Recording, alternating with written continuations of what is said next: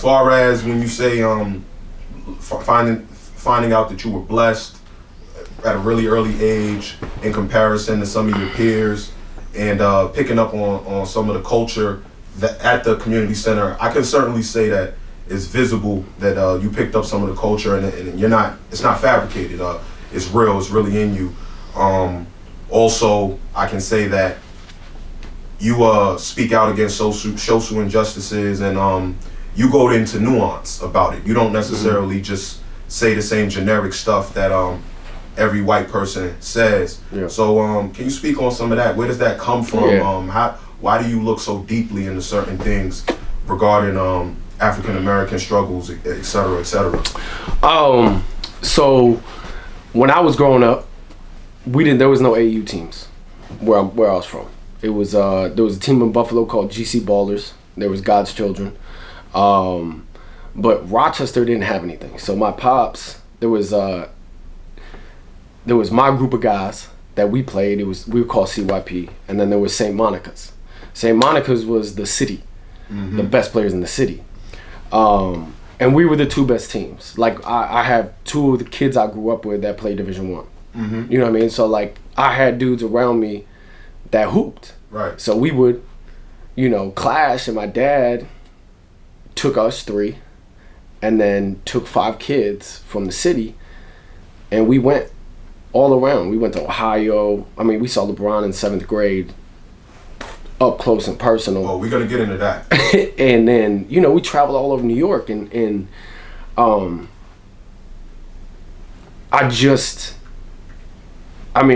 loved being around like those guys. They just had such a different view on life. I know Richie, Mike White. I mean, I still rap with these dudes. Right, and but at the same time, like when you walk into hotels or you walk into certain places, like you see people look differently, right? And they would talk about it. And you couldn't ignore it. And I didn't know anything. You know what I mean? At that time, like I didn't my mom and my dad raised me the exact way every child should be raised. So I didn't know, like they told me about, whatever, but like I didn't see it. Right. And then I saw it. And so I think me seeing it and me loving those guys, like they were my brothers. Like it hurt, right? Right. And then, just seeing like one of my guys, Richie, like he got into some shit and he went to jail. And like I didn't know, you know what I'm saying? I didn't know. I grew up out here. Right. I didn't know anything about that. So like all of a sudden on a Friday, I'm with Richie, and on a Monday, he's gone. Just like that. And then when I went to college, man, I went to West Virginia.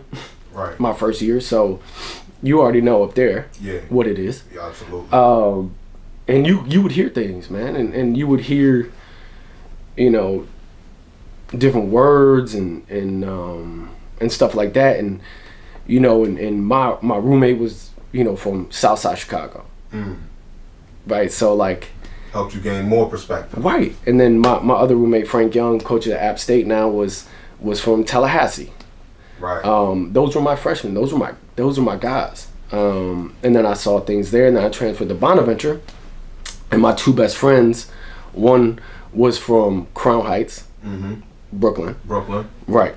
And my other best friend was from DC. Got you. Those are my 2 best friends to this day. So, and then Bonaventure is also like a small town, man. Like, you know what I mean? Right. And I saw certain things. Like there was like if you walk into certain places, like people were like, "What they doing in here?" And it's like you know what I mean? And it was I didn't mess with some of the students at Bonaventure because they thought that I thought that shit was cool. Like I didn't think it was cool. So they kind of came back at me like, "Oh, you want to be like them?" I'm like, "No, I don't want to be like anybody. I'm gonna be me, but y'all are the ones in the wrong." And that's just how I kind of was. I saw it from an early age and I know it.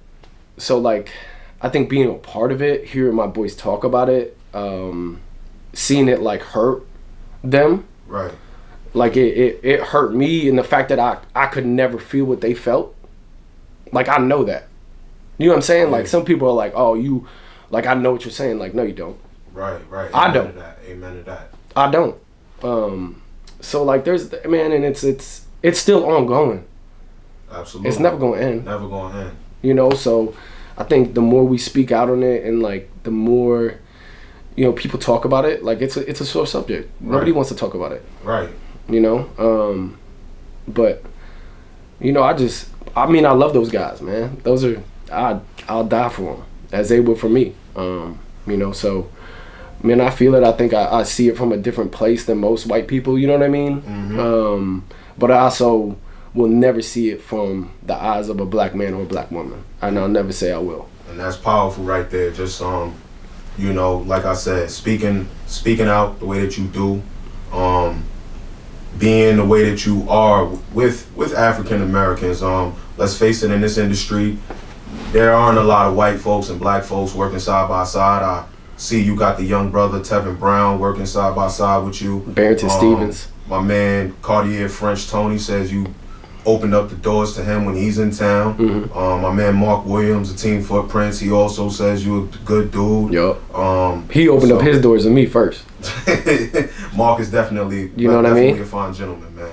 So, you know, you got some dudes, some real heavy lifters in this industry, respectable men, African American men that vouch for you and say, nah, Tyler Relph is the real deal. You know, so I want to give you your flowers and your salutations on that. Appreciate that, bro.